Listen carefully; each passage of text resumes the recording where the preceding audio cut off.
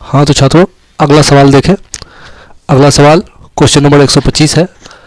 सवाल इस प्रकार है। सवाल कह रहा है कि साइकिल के पहिए का व्यास 70 सेंटीमीटर है, तो 1720 चक्कर लगाने पर यह कितने मीटर की दूरी तय करेगा। तो आइए सवाल बनाते हैं। देखिए, साइकिल का जो पहिया है वो वृत्ताकार होता है, तो वृत्त का अगर आप परिधि निकाल लेते हैं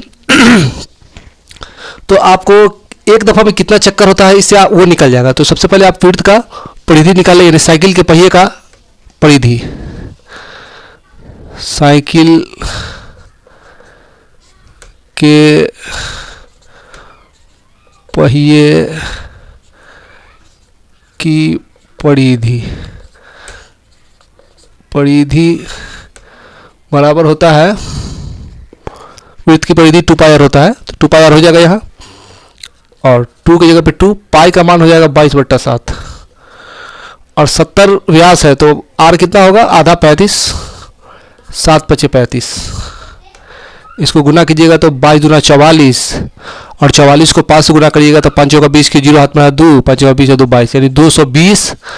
एक बात ध्यान देंगे, यहाँ सेंटीमीटर में है, 220 सेंटीमीटर, और आंसर आपको मीटर में निकालना है। तो 220 सेंटीमीटर को अगर से मीटर में बदलेंगे तो 100 से भाग दे देंगे, 100 से भाग दे देंगे तो कितना आ जाएगा, 2.20 मीटर।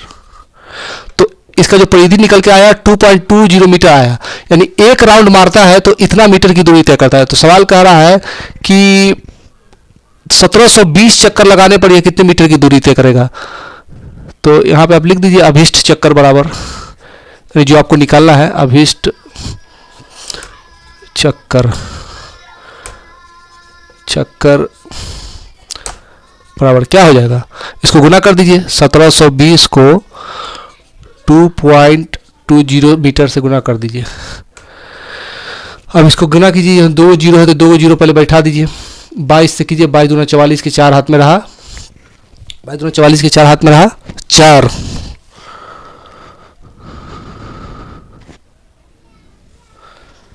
उसके बाद 3784 यहाँ पे आंसर आएगा। यहाँ पे 2 जीरो के बाद दशमलव है, 2 जीरो के बाद दशमलव हटाइए, यहाँ से दशमलव कट जाएगा, 3784 मीटर, यही सवाल का आंसर होगा।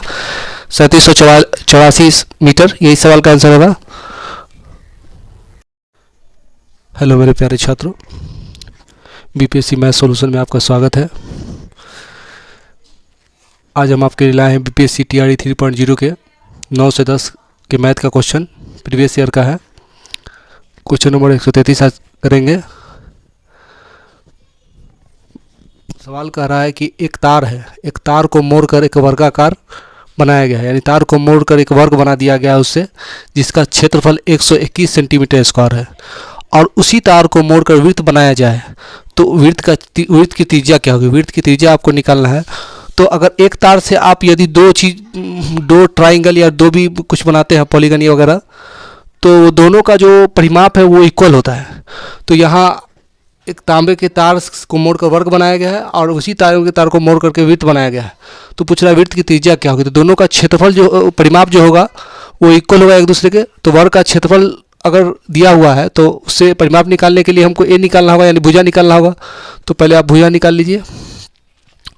यहाँ वर्ग का क्षेत्रफल आप जानते हैं ए स्क्वायर, यानी भुजा स्क्वायर होता है। तो ए स्क्वायर दिया हुआ है 121 है, यहाँ से स्क्वायर हटेगा, इस पर रूट चढ़ जाएगा। तो ए बराबर जो है 11 आया, यानी भुजा निकल करके 11 आया।